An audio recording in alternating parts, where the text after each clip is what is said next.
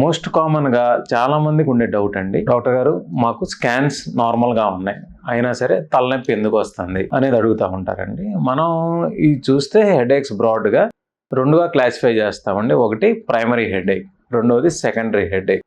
అంటే ఎటువంటి కారణం లేకుండా వచ్చే హెడేక్సే ప్రైమరీ హెడేక్స్ అండి. ఏదైనా కారణం, సెకండ్ లైక్ బ్రెయిన్లో ట్యూమర్ ఉన్నా, లేకపోతే ఏదైనా బ్రెయిన్ రక్తనాళాల్లో మార్పులు ఉన్నా, బీపీ వల్ల కానీ ఇట్లాంటి వాటి వల్ల వచ్చే హెడేక్ అండి సెకండరీ హెడేక్స్ అని మనం అంటామండి. సో స్కాన్స్ నార్మల్గా ఉండి, బ్లడ్ టెస్ట్ నార్మల్గా ఉండి, ఫిజికల్ ఎగ్జామినేషన్ అంతా నార్మల్గా ఉండి వచ్చే హెడేక్స్ ప్రైమరీ హెడేక్స్ అండి. వీటిని మనం 3 కేటగిరీస్గా విభజిస్తామండి. మోస్ట్ కామన్ మొదటగా వచ్చే హెడేక్ అండి మైగ్రేన్ అండి. మైగ్రేన్ అంటే గుర్తుపెట్టుకోండి, దీన్ని మనం స్పార్శం తలనొప్పి అని కూడా అంటాం తెలుగులో. ఒక భాగం ముఖం మీద వస్తూ ఉంటుంది. దీనికి ఒక క్యారెక్టర్ ఉంటుందండి, అది ట్రిగర్స్. ఏదైనా శబ్దాలన్నా, బ్రైట్ లైట్స్ ఉన్న స్పేసెస్కి వెళ్ళినా, ఎక్కువగా స్క్రీన్ చూసినా ఈ హెడేక్స్ అనేవి వస్తూ ఉంటాయి. ఈ వచ్చినప్పుడు కొంతమందికి తల తిరిగినట్టు ఉండటం, వాంతి అవటం అనేది జరుగుతూ ఉంటుంది. చాలామందికి వాంతి జరిగాక హెడేక్ అనేది తగ్గుతుందండి. ఇది మైగ్రేన్ అండి. సెకండ్ మోస్ట్ కామన్ మన ప్రైమరీ హెడేక్ అండి, ఇది టెన్షన్ టైప్ హెడేక్. ఇది తల చుట్టూరు ఉండే కండరాలు, లైక్ ఆక్సిపిటల్ అంటే వెనకాల భాగంలో ఉండే కండరాలు, మెడ చుట్టూరు ఉండే కండరాలు బిగుతూ అయిపోవడం వల్ల వచ్చే హెడేక్ అండి.